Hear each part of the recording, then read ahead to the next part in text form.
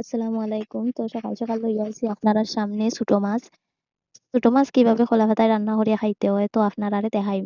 তো ছোট মাছের লাইগা আমি পিঁয়াজ, রসুন, কাঁচা লঙ্কা আর আদা রেডি করে লাইছি। আর এদিকে বন্ধুরে কইছি আমার ১ টুকরা কলা পাতা আনি দিন। তো তাইন কি তাহসন কলা পাতা আনিয়া আর আমার সুন্দর করিয়া জল দিয়া ধুইয়া উইয়া পরিষ্কার করে দিছেন। তো কইলাম সবকিছু যখন করছো তে আমার পিঁয়াজ রসুনটা একটু কাটিয়া দেইন। তো তাইন কি তাহা করছেন এখন তো মাছ ফালাইতে পারতা না। কাটিয়া সুন্দর করে দিলে আস্তে, আস্তে। এটাই হইলো গিয়া স্বামী স্ত্রীর মধ্যে একটা ভালোবাসা। তো ভালোবাসার মানুষের কইলাম মরিচ তুমি কাটো আমার হাতও আবার জ্বলিব।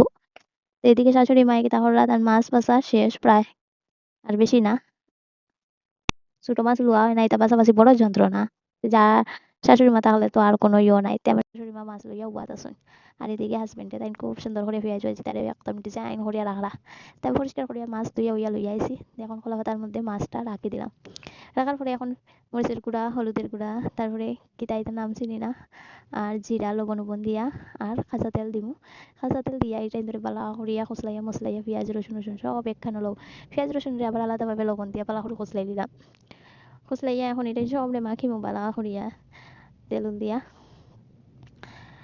তো বালা করে মাখানির পরে আজকের খানি হইব খুব গরম কলা পাতার মধ্যে আপনারা এইভাবে খাইবা দেখবা ঠান্ডার দিন খুব ভালো লাগে তো কাঁচা লঙ্কা একটু বেশি করিয়া দিবা আর পেঁয়াজ দিবা তো বন্ধুরা কইলাম এটা তো আমি পারি না তুমি জুত করিয়া দাও তো তাই নিয়ে আমার সঙ্গে সুন্দর করে কলা পাতারে বাঞ্জুস করিয়া আর প্রথমে রান্তাম আসলো মাটির চুলাত পরে তাই কাজু যাইতা একটু তাড়াহুড়া বেশ তো গ্যাসের মধ্যে লইয়া আইছি এখানে সাইন বসাইয়া তারপরে কলা পাতা দিয়া আর ঢাকনা দিয়া রাখিয়া দিলাম